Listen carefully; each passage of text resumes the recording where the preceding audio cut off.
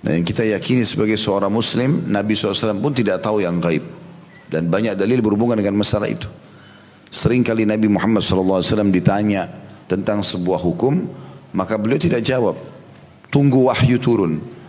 Ada yang pada hari yang sama, ada bahkan lewat dari satu hari itu. Baru Nabi SAW mengatakan, mana yang bertanya tadi? Mana yang bertanya kemarin? Barulah Nabi SAW mengatakan, telah sampai kepadaku wahyu begini dan begitu. Dan Nabi SAW tidak pernah malu menyampaikan itu. Pernah ada orang Yahudi pun datang bertanya sesuatu. Tepatnya Abdullah bin Salam, pendeta mereka pada saat mau masuk Islam.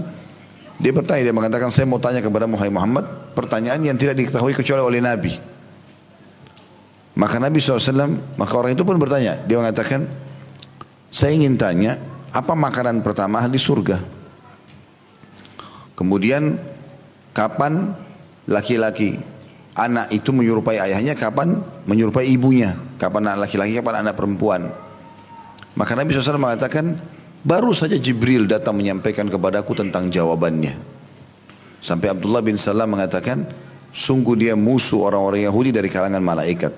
Tetapi Nabi SAW tidak malu mengatakan, saya baru disampaikan tadi. Karena beliau tidak tahu yang gaib.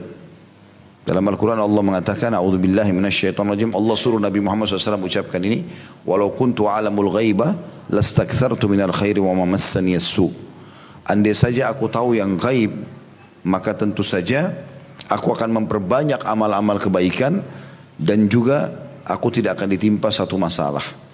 Jadi Nabi SAW pun tidak tahu. Dan Nabi kalau belum turun wahyu, beliau tidak tahu apa-apa. Kalau Nabi SAW saja tidak tahu yang gaib, apalagi manusia biasa kayak kita.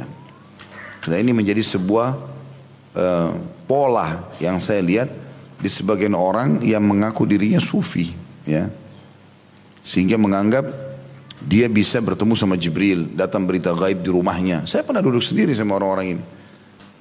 Di rumah saya itu sering datang berita gaib, Ustaz. Jadi saya sholat, nanti akhirnya saya dapat informasi ini dan itu. Ini tidak benar berita gaib. Dari mana berita gaib? Wahyu sudah terputus. Setelah meninggalnya Nabi SAW, Jibril tidak pernah turun lagi kepada siapapun. Ya. Dan Jibril diutus oleh Allah SWT hanya menemui para nabi-nabi ini untuk menyampaikan wahyu.